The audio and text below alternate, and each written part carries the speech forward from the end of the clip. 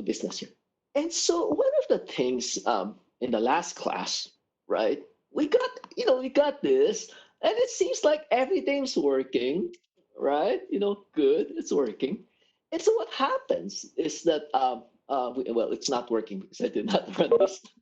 Okay, so now it's working. And so what happens is that we had some thermal diffusivity, right? We had some delta X, right? That's associated with our discretization, right? And so what happens is that we have our delta T, our time.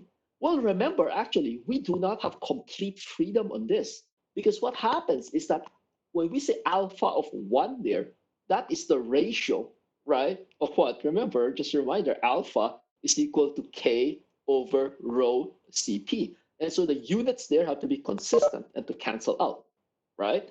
And so, for example, if let's say we're talking about steel, for example, right?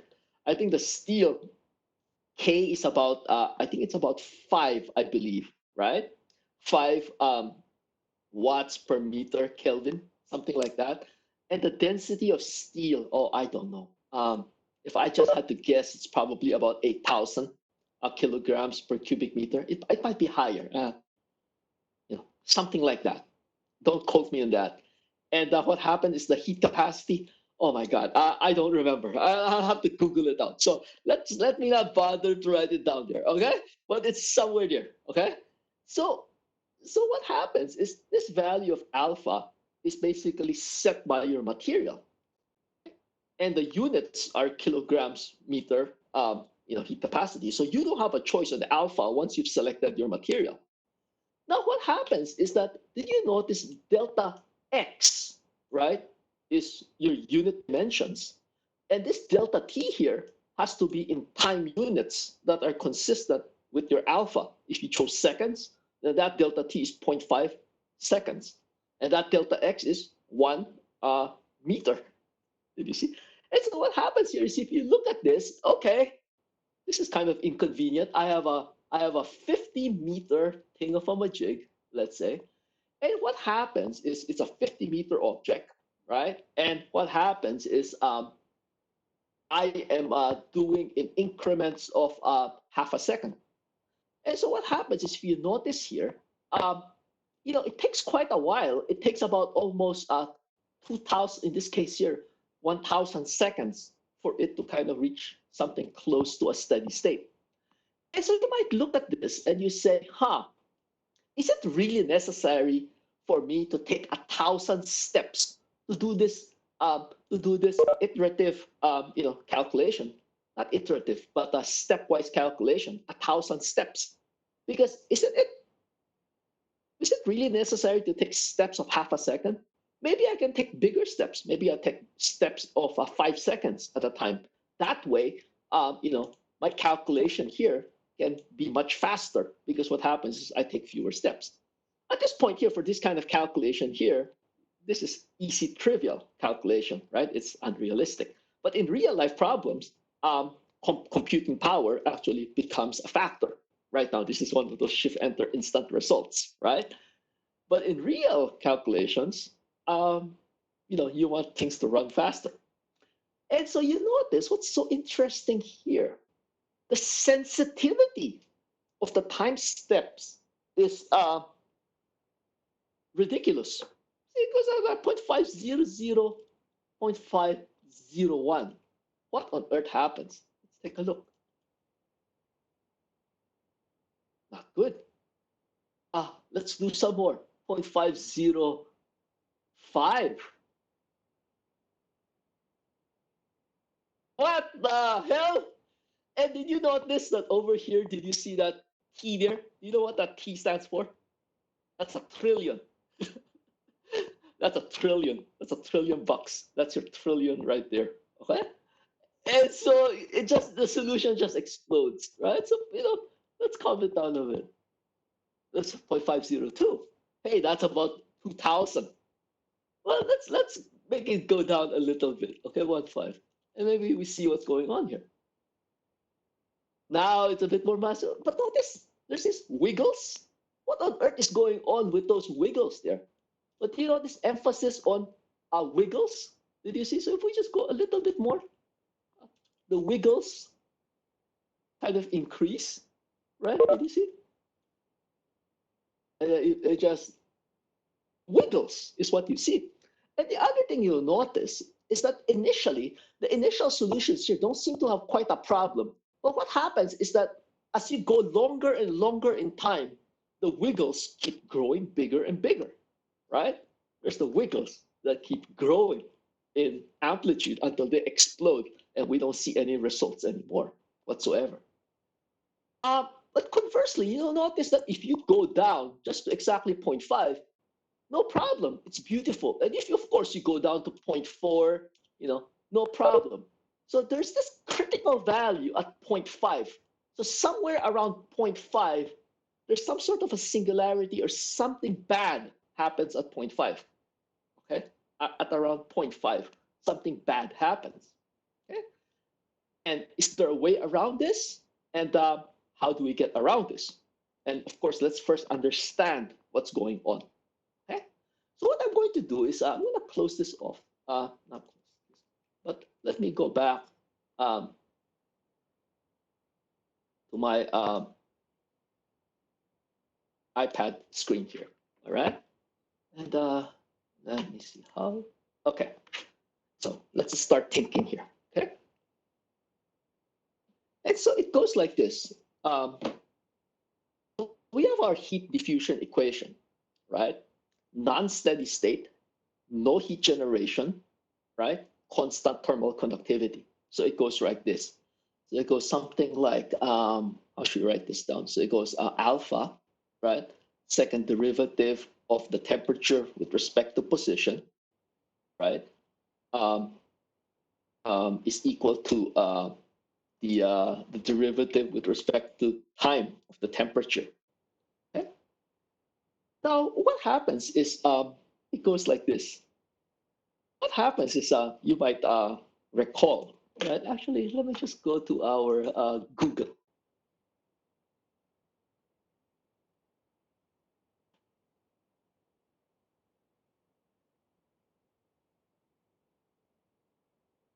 Yeah, so let's Google this. I think Euler's identity, Euler's formula, right? Euler's formula. Yeah, so this is T-shirt material, right? So you probably saw this, T-shirt. Okay? Yeah. So you've seen this all. Where's the Euler's formula T-shirt? This is the simplified version.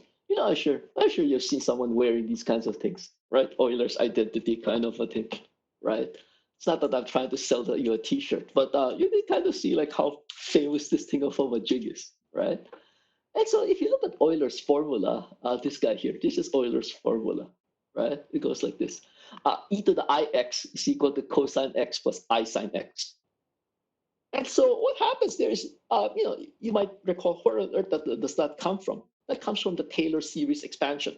So if you do a Taylor series expansion of e to the ix, you'll find that it's a Taylor series of cosine x plus I times a Taylor series of sine x. So that comes about from the Taylor series. Okay. Yeah, I think there might even be where's the Taylor series description here? Oh, there you go. So there's the power series. There you go. So you notice this is the you see here, that's the expansion of the Taylor series, right? For exponentials. This is the Taylor series of cosine, and this is the Taylor series of sine. Did you see? And so that's how it adds up. Okay. And so you might be wondering here, Carlos, how on earth uh, does this fit into this?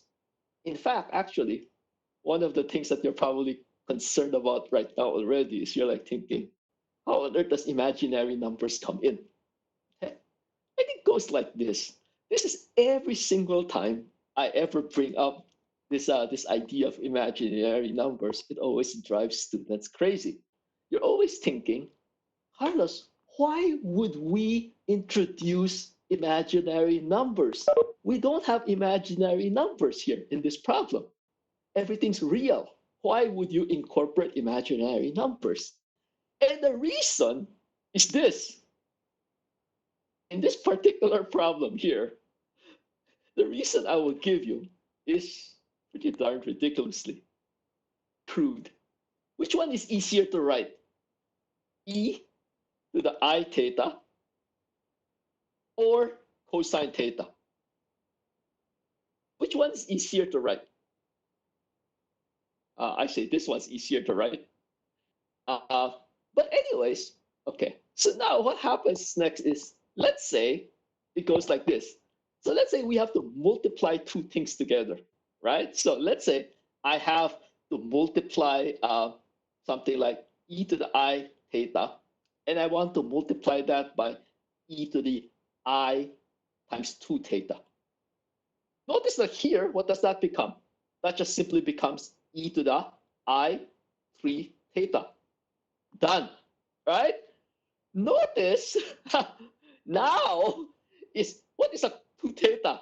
That thing has a cosine 2 theta in there. And this thing here has a what? That thing has a cosine theta. Uh, what exactly happens when you're trying to multiply a cosine theta by a cosine 2 theta? I'm sure you could do it if you review a bit of your high school trigonometry, but it's a bit painful. And so what happens is that you end up with something similar. So what happens is that if I go off and I say, hey, if I actually really only care about the real part, you know what I can do? I can always write down RE like this. And I'm going to say, you know what?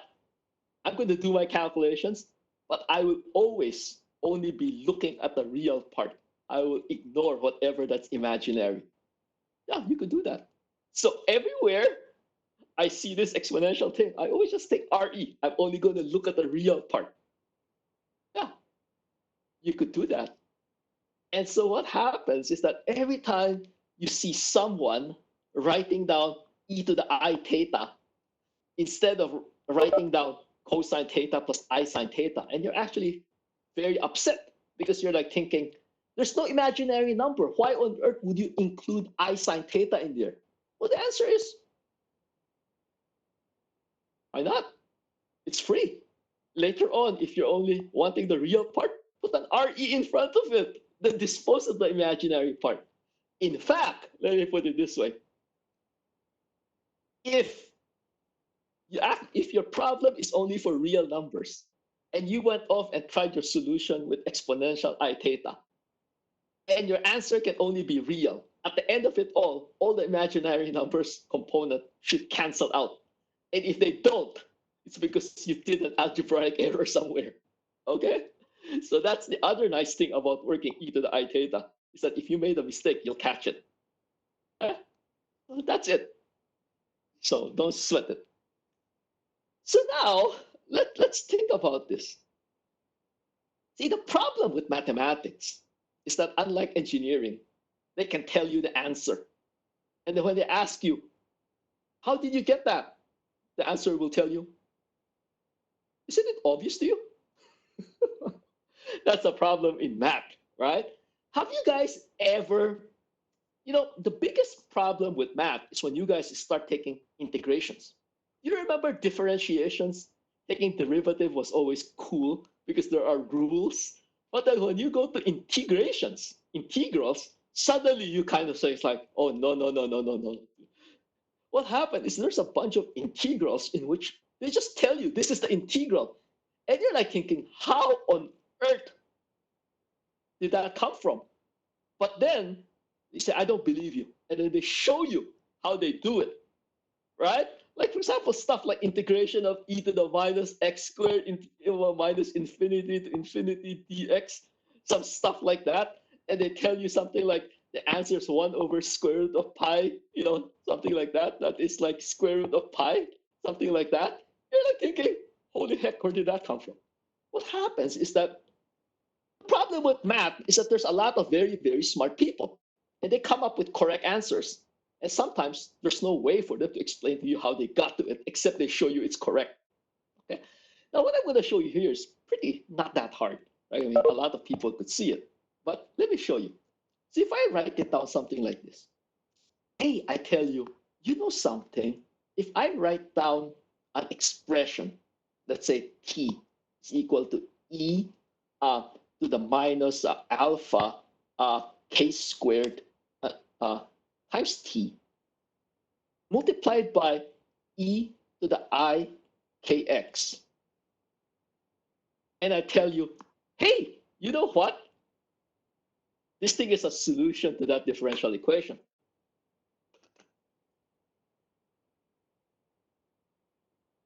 So of course, your response would be two things. Your response would be number one is, are you sure? I don't believe you. Show me. And then your next question would be, how did you come up with that? Well, let's answer the first part first. Okay? So let's go off and take the derivatives, right? So if you take a derivative here, what happens?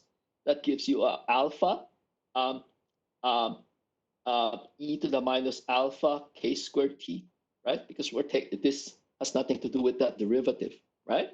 Now what happens is you take two derivatives of that, right? So what happens when you take two derivatives of that? You're going to end up with an I squared k squared, right? I squared k squared, right? E to the I kx, right? That's the second derivative of that. The first time you take a derivative, ik comes out, and you're still left with e to the ikx. You take a derivative of that again, you end up with I squared k squared e to the ikx, right? And then on this side, you go off and take a derivative of this with respect to time. Then what happens? This time around, this term here has no time in it.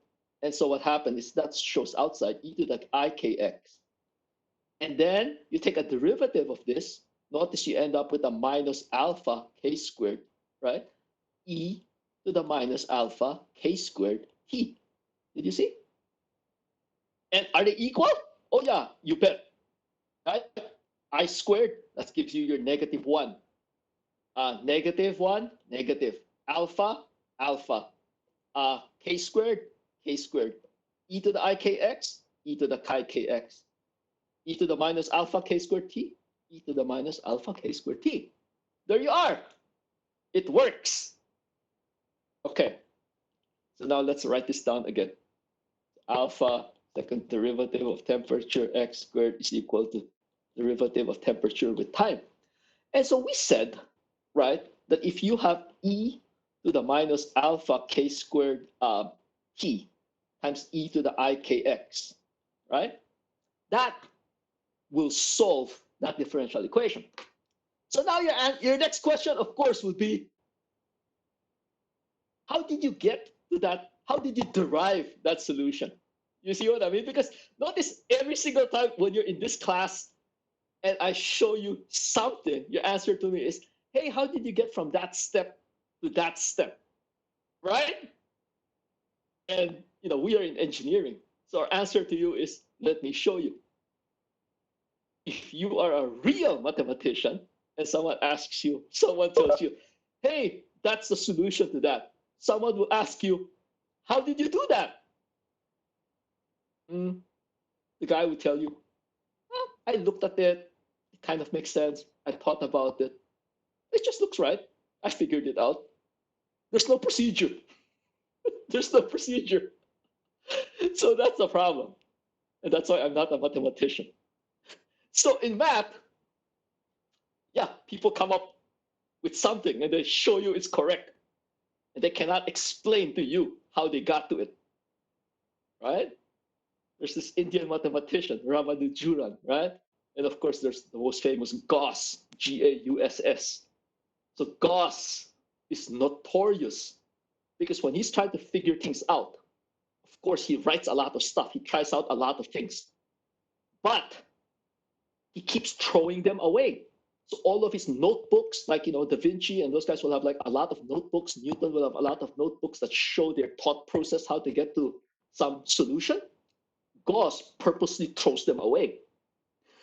So the second best mathematician in history, Gauss, always threw away everything in his thought process and only willing to publish his final results and show it's correct.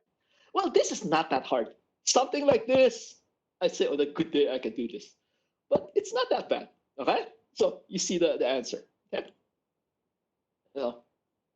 So of course, once you see it, right? It's like magic. But now there's a few questions you might ask. Your first question is you say, Carlos, how the heck is this possibly related to that, you know, oscillatory blow up? And I says, everything. It has everything to do with it. And then the next question you have is, what is K? What the heck is this K? What is K? And my answer to you is, um, it's an integer. And you say, huh?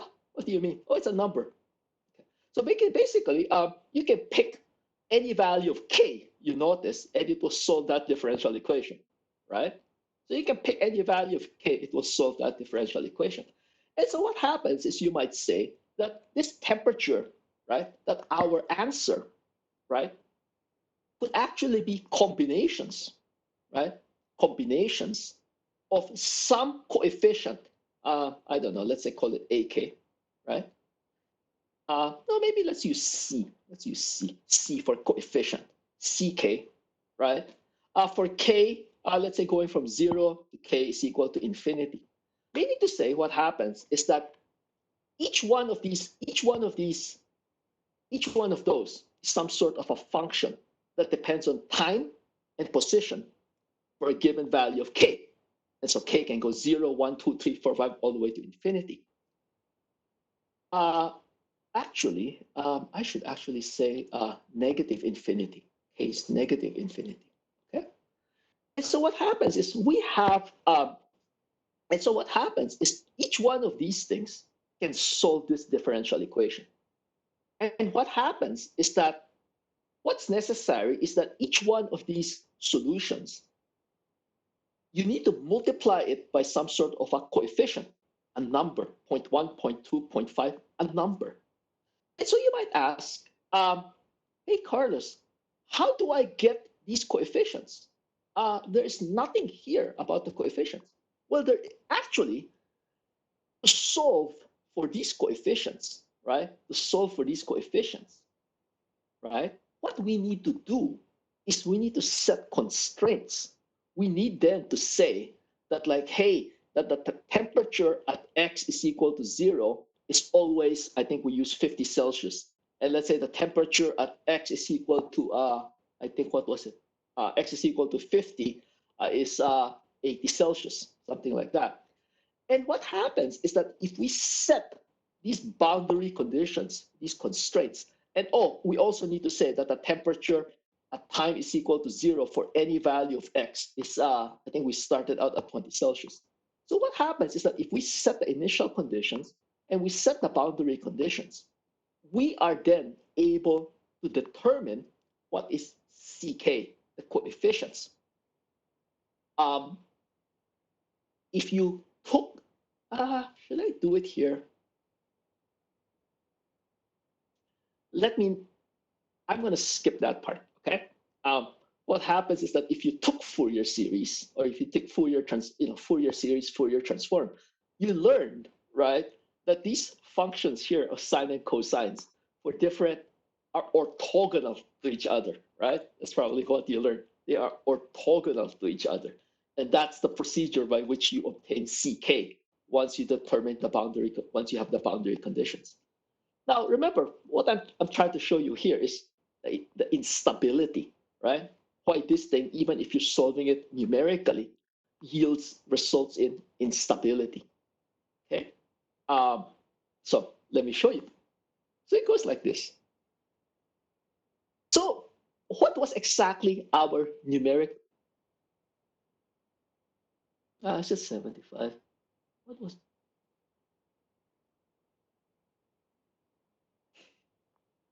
No, so remember, the deal here, right? We're saying that, yeah, initially a time is equal to 0. It's uniform 20 Celsius, excluding the ends. At the ends, they suddenly shoot off. You know,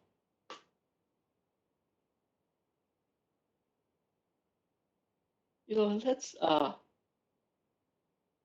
just say that sudden temperature increases are possible, okay, and that you can maintain them. Okay? So it's, yeah. Okay.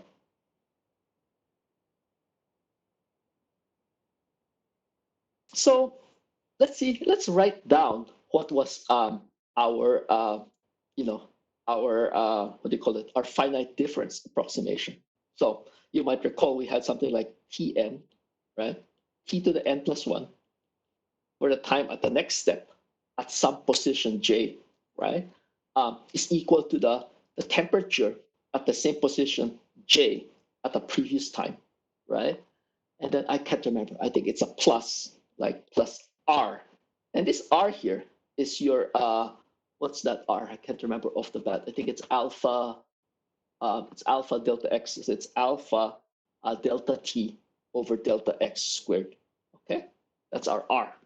Okay, and so what happens is you go off and multiply this by the uh, the temperature one to the side of that position at the previous time minus the temperature at the position at the previous time, right? Plus the temperature at the position to offset to the side, to the other side at the previous time. So we obtained this expression here from the previous class by doing a finite differencing, right? Approximating the derivatives by difference in dependent over independent variable.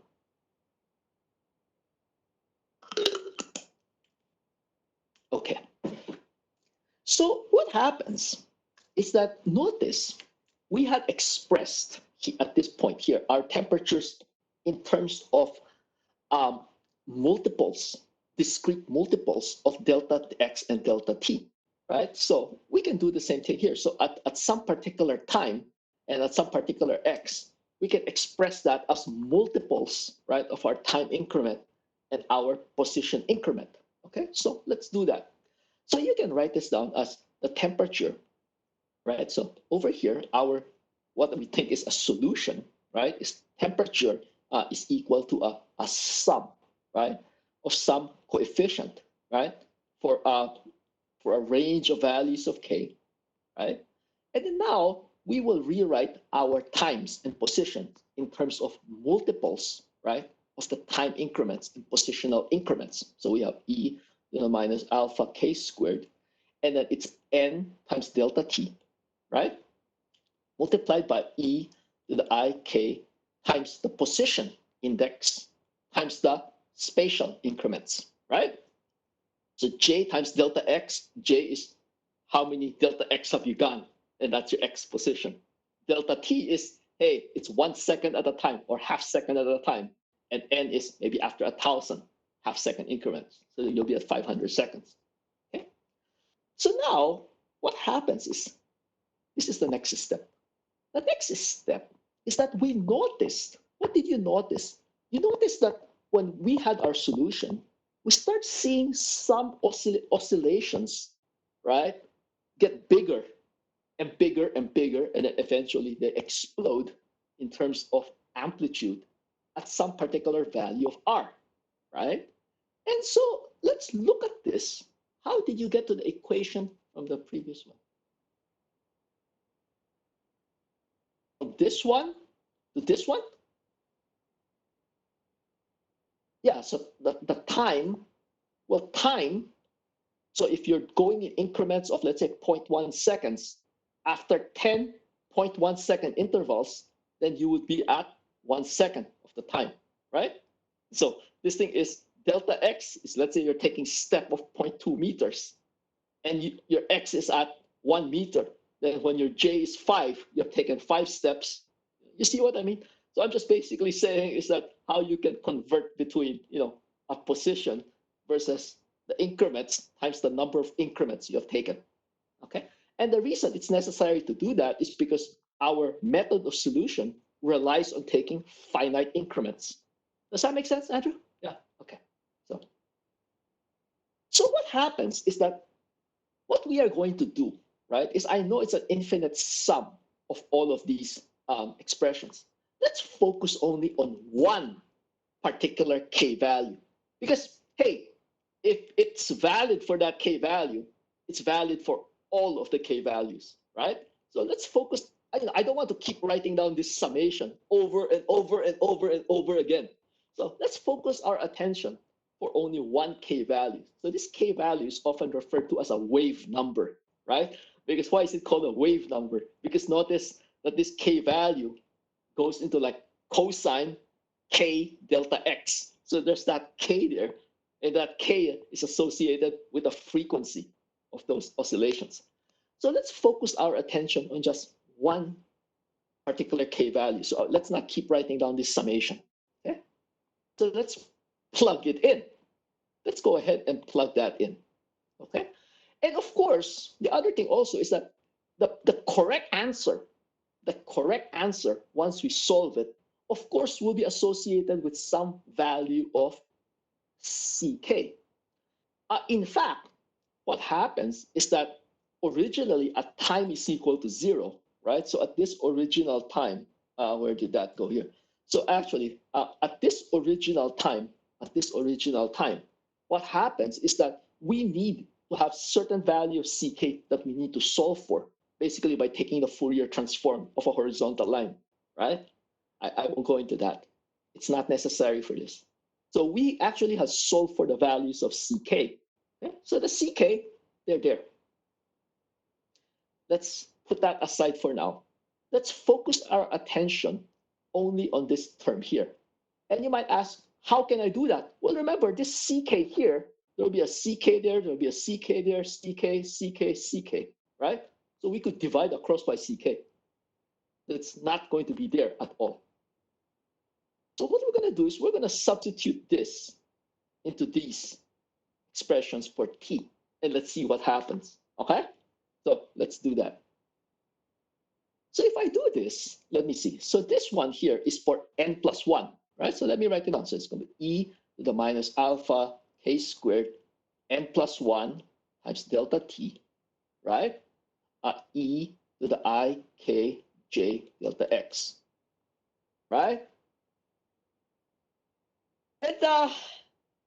And this one here, this baby here, it's the same thing. E to the minus alpha k squared, but this time it's n delta t e to the I k j delta x. Now at this point here, you're looking at this and you say, my God, it's going to be so painful to keep writing it like this over and over again. And then it says, well, that's why we chose to write this down in terms of exponentials. Because if we wrote this down in cosines and sines, we would go crazy. See, look at what happens. Notice, how does this differ from that? Um, they are actually exactly the same. The only difference is, notice this is n plus 1 and this one is n. Everything else is the same. So it's almost as if, it's not almost as if, it's exactly, right? Now this expression here, which is Tj n plus 1, right? The temperature at a time increment later on at a position, right? This thing here is essentially what? This thing is the e to the minus alpha k delta n multiplied by the temperature at that position at the previous time. Why is that? Well, look at it. Did you notice you have a plus 1 times t? And that's the only difference between this side and this side. The only difference is that there's an additional e to the delta t there, right? And so that's it. You guys see that? Right? So the beauty about writing all of your solutions in terms of exponentials is that, look, this guy here, that is essentially tj to the n multiplied by this, because you need to go plus 1. Now, when you look at this guy here, well, how is this? This is essentially, again, just tj. But notice, this is j plus 1. If this is j plus 1, there's a j plus 1 there. You just simply have an extra e to the delta x, ik, that you need to multiply it by. Okay? Let me write it out. So let's see. You're just basically factoring out tj. Okay? Okay. So let's take a look at this. So as we said, right, so that's going to be e, right, to the minus alpha k delta n multiplied by tj to the n, right? Oh, Jared just says, say that again. Sure. So again, look at how tjn plus 1 versus tj to the tjn differ by. Uh, Notice if you write this down, tj at a time increment 1 later, it's just n plus 1, right? Notice it's n plus 1 times delta t, right? On this side here, if we have tjn, well, what is that? That is n, right? So that's your n there. I should not actually put an equality there because it's not quite equal. I gave up there, right? So it's this and it is this. Okay, Jared, does that make sense? Yeah. Okay. And then now, let me do this on the side, right? So for example, if you want to compare this tj n, so at position j at time n, and you want to compare it with the temperature at position 1 to the side at the same time, how do they compare? Well, you write down the expressions again, right? Notice this thing, tj plus 1 at n. What is that going to be? It's, you write it down, it's going to be exponential minus alpha k squared n delta t multiplied by e I k j, but this time it's j plus 1 multiplied by delta x. So you look at this and you say, hey, how does this differ from tj? So it's just going to be the temperature at index position j with an additional what? Notice there's a plus 1 there. So you just multiply that by e to the I k delta x, right? Notice how simple life would be if we work with exponentials. If this thing we stuck with cosine and sines, we'll go crazy. Okay? It's algebraically not to be so painful. Okay? So that's the beauty about working in complex numbers, exponentials, complex exponentials. Yeah, so let's do it. Okay. So now this side, right, we will have our good old TJN, and then we will have our R, right? And then you notice that each one of these terms actually has a TJN in it, except there's an additional multiplicative factor. Okay, so let's factor that out. So we will factor out our TJN. And then the first one is the one that's offset to the right, right? So we need to multiply that by e to the I k delta x, right? And then what else? And then we have our minus 2 there, which is minus 2 of that. And then we will have our plus, right? Plus what? Plus e to the, well, this one is minus 1. Did you see? So this one here is minus 1, j minus 1. So we need to subtract a delta x there. Okay? So it goes e to the I k delta x, but there's a negative sign, right? We need to multiply by exponential to the minus delta x to subtract by 1. Okay? There. Now, you're probably really wondering now, where on earth is this going to go?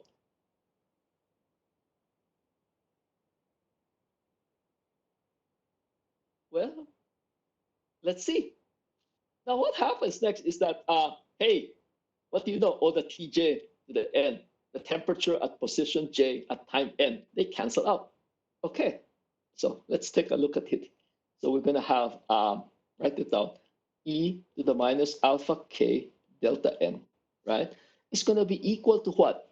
It's now going to be equal to 1 plus r, right? And then if you look at this and this, what is that? Well, let's write it out. You notice this guy here, what is that? That is your cosine I k delta x plus I sine k delta x, right? How about this one here? That one here is Remember, cosine is an even function. So cosine of negative x is cosine x. So this thing is still cosine k delta x. But then sine is an odd function. So if you take sine of negative x, it's negative sine x. So this negative there is called minus I sine k delta x. And what are we going to do? We're going to add the two together. So that cancels out. We end up with two of those. And at this point here, you say, phew, the negative imaginary numbers disappear. That's the way it should be. Shouldn't the delta n exponent k have a k squared on it? Did I mess this up? Oh, yeah, you're right. Yeah. This thing has a k squared in it. Yeah, you're right. Okay. Yeah. Okay. Good. So we now have a 2 cosine k delta x minus 2. See, the imaginary numbers disappear, right? So after you've done this enough times, you're no longer afraid of e to the I theta or the complex exponential. It's your friend. It's your friend. Don't be scared of it. So now let's take a look at this. E to the minus alpha k squared delta n is equal to. Let's take a look at this. So this becomes 1. How should we do this? We can factor out the 2 definitely, right? So it's going to be 1 plus, how should we do this? Let's get the 2 out. 2 r cosine k delta x minus 1. Okay.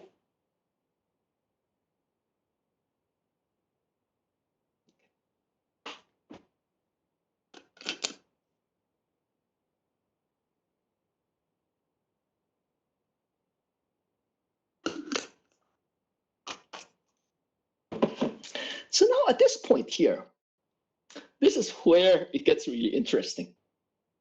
Let's think a bit about this. You notice, look at this.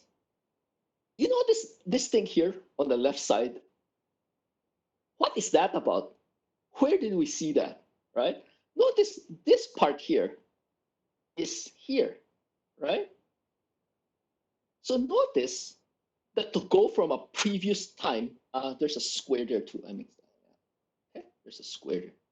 Notice that if we had a previous temperature, right? If we had a temperature at some position at some time n, and we want to go to a next, the same position at a temperature at a later time, what do? We multiply it by this.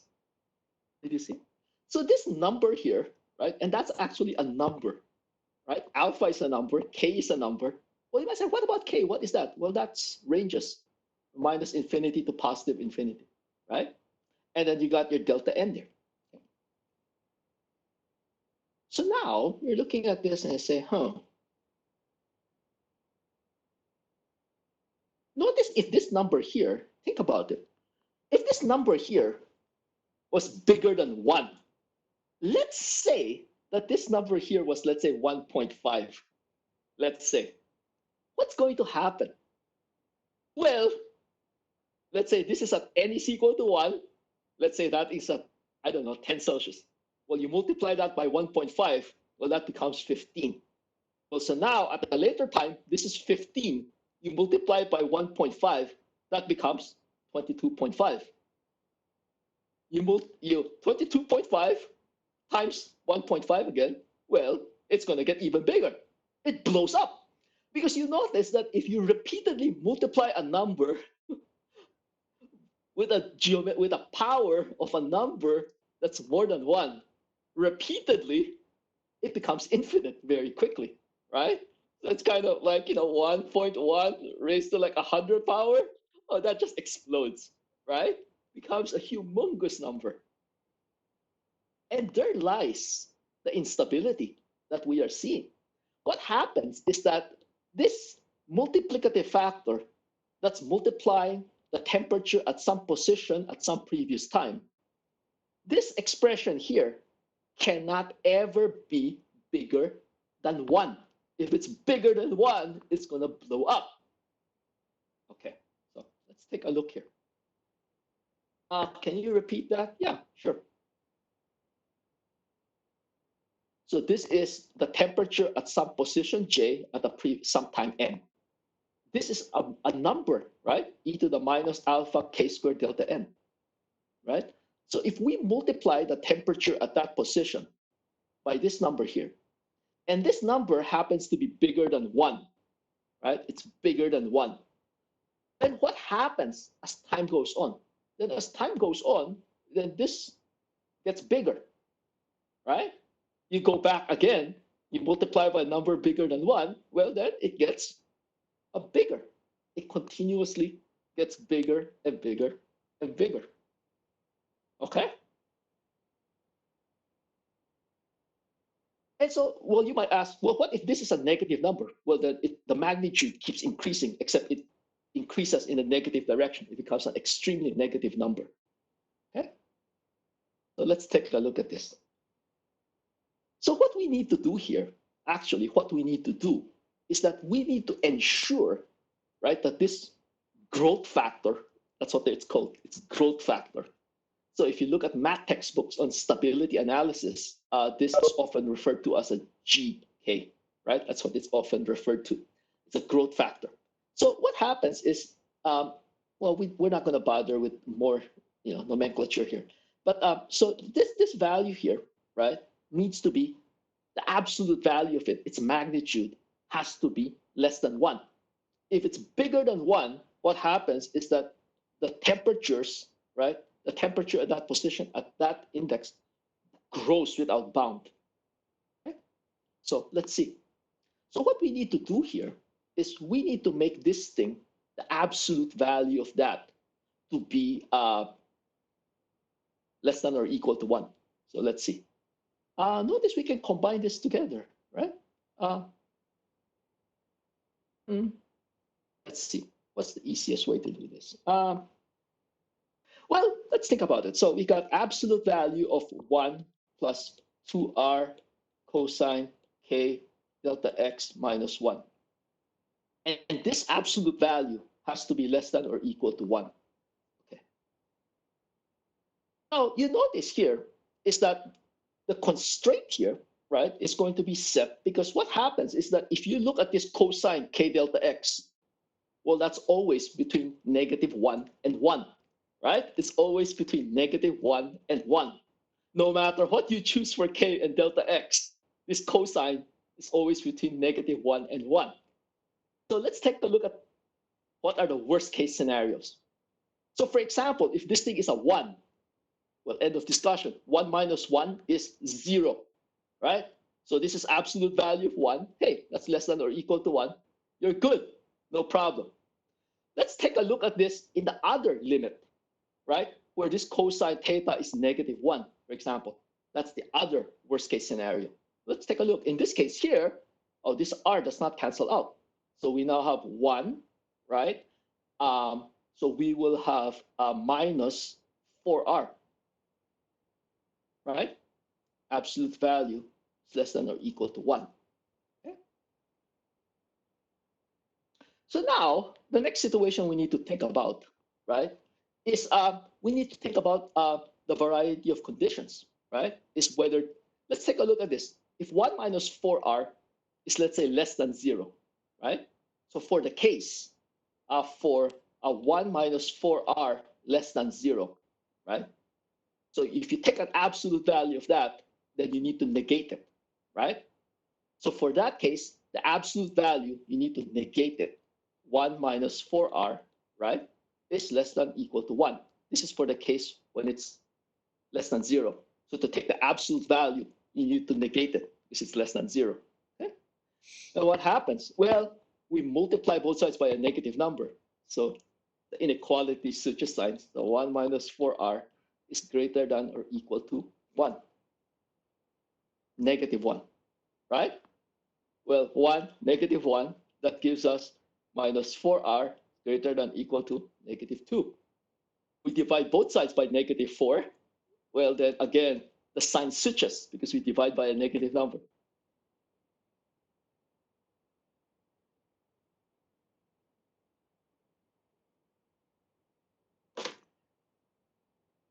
What do you think?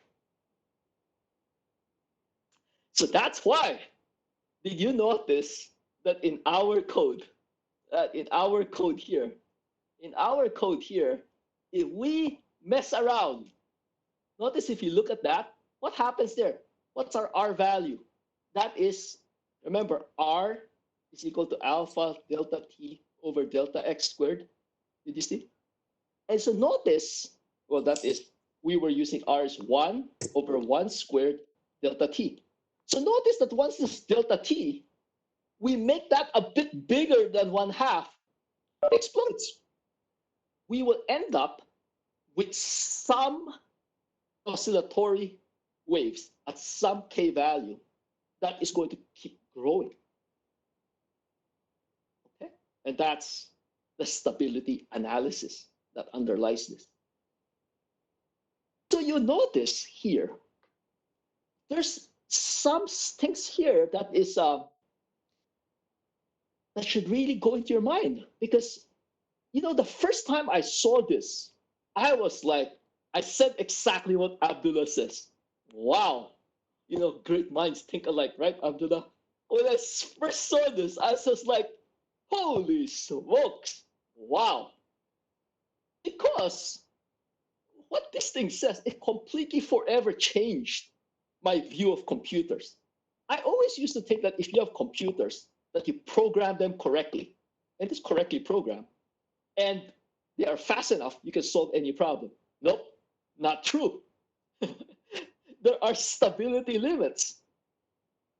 So what happens is that for an algorithm, for a certain calculation, there are certain ranges in which it blows up. Okay. So now your next question is, well, I'm sure someone has thought of a way to get around this, right? And the answer is, yeah, absolutely. So there's two dudes here. Someone had a question?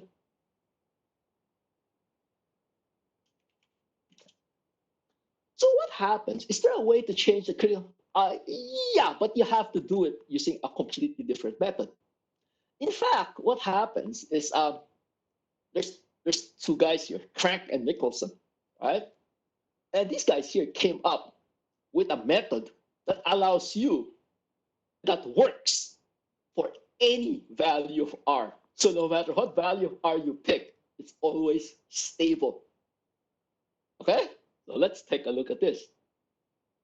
So what happens is, take a look at this guy here. Okay? So it's this thing here. Let me zoom in here. I think that I overdid it. Yeah, there you go. Okay? There. So now if you look at that, I mean, just how bad is that, right? Let me write it again in an annotated way, okay? So let me write it out. So this one is the Crank-Nicholson, okay? So what happens is that this method of Crank-Nicholson is actually used in real calculations. This thing's used for money, okay? So this algorithm is widely used, okay? That's called Crank-Nicholson, okay? Okay. So the way the Crank-Nicholson works, I only have 4 minutes left, so let me go ahead. Let me do this a bit fast, and then I'll go back at it again next class. So it goes something like alpha second derivative with respect to no, I'm rushing and making mistakes here. Okay. So temperature with respect to x squared is equal to the derivative of temperature with respect to time, right? So as usual, this guy here, we will discretize that as follows, right? So it's going to be the temperature at a later time at some position j. Okay.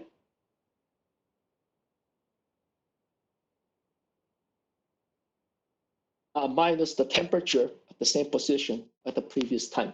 Okay. And so what happens is that's going to be divided by delta t, right? Then now, when it comes time to do this, you remember that when you do a second order differencing, what happens is that a second derivative of temperature with position, that yields the temperature, right, at some position j plus 1 minus the temperature at the central location plus the temperature slightly to the left. Okay. There's only 3 minutes left. I mean, if you can choose not to bother to hang up, I'd appreciate it. Okay. 3 minutes won't kill you. Okay, please.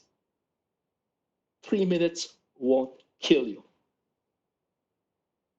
So what happens is that this is the this is the this is the temperature derivative, right? What we did earlier, right, is that when it comes time to make an estimate of this temperature derivative, we chose the following option. We wrote this down as so that's going to be equal to alpha, and this thing is over delta x squared, right? Okay. What happened is that we went over delta x squared, and what we did is that we wrote it down as tj plus 1 at n minus 2j n plus the temperature offset to the left, offset to the side by n. Craig-Nicholson had the simplest of ideas. What he said was, instead of just using the temperature at the previous time, let's take the average of the same finite difference approximation to the second derivative, right? But at the current time that we are trying to calculate. So what he said was, instead of just using the temperatures that we already know, let us also take the average of the finite differencing with the temperatures at the time that we are solving for. Let's take the average. So we just divide that by 2, because this is an approximation to the second derivative at the previous time n.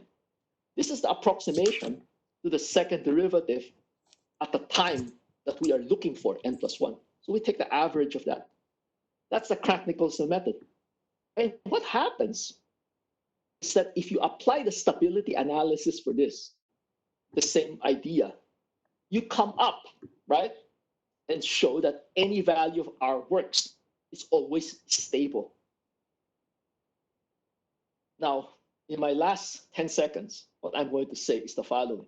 So you might say, well, there must be a penalty for doing that. And the answer is yes, of course. Because what happens is you notice that this is the temperature we are solving for. Well, it's here, and it's here, and it's here. So we need to do a bit of algebra, and we end up with a big matrix of simultaneous equations that we need to solve for every time increment. So I'm going to go through this on our class on Monday, right? Okay. And so our third exam will be related to this material here, which is basically finite difference solutions of temperature profiles. Okay. And yeah, I will go through this, then I'll be posting up the exam fairly as soon as I could, as soon as we've covered the material. Okay. And the due date of that exam, of course, will be when do you guys want the due date of the last exam? I don't want to set it on the last day of class because inevitably someone's going to screw up. So let's set it on the Wednesday, one class day before the last day of exam. How's that? And then, of course, if something bad happens, I will give you an extension of 2 days. How's that? You'll give me a little bit of bargaining chip to give you an extension, because otherwise you will submit it at the last minute. Okay? So I don't know why you guys do that. Drives me crazy why you guys do that. So that's all I have for today's class, and then I'll continue this on in the next class, and then we will solve this through. Okay? Okay. Does anybody have any questions I could answer? Carlos? Hi, what's up? So my question is about, you added that 2 on the bottom and that times the delta x squared. How does that make, what is that averaging? What are we averaging together with that? Oh, no, this is not a divide. I need to get rid of that. It's just that I ran out of space. That's not a divide. This is an add. It's added, okay? Yes. it's this plus that divided by 2. It's added. Well, I should probably just clean that up now because yeah, because I don't have space. I might as well fix that now before somebody else. It should be here because Got it. because notice I cannot fit that on the on one screen, so that's why I did that. Yeah. Okay, so it's an average. I kept saying it's an average. It's an average. Okay. Yeah. So it's an average. Okay. Average. Does that make Okay. understand stuff? Yeah. Yeah, thank you. It's just I was running out of space. So yeah, it's not like a big blackboard. You could write it like from one side all the way to the other side, right? Actually, I have seen someone do that over 3 blackboards from one end to the other end. One equation. Those things actually exist. Yeah, so that's it. Sorry about that. Yeah. That's otherwise it'd be too small to fit in. Okay. Yeah. Hey, have a good weekend too, Rosalie. Yeah. Take care. Yeah. Does anybody have any questions? Yeah. Well, you have to solve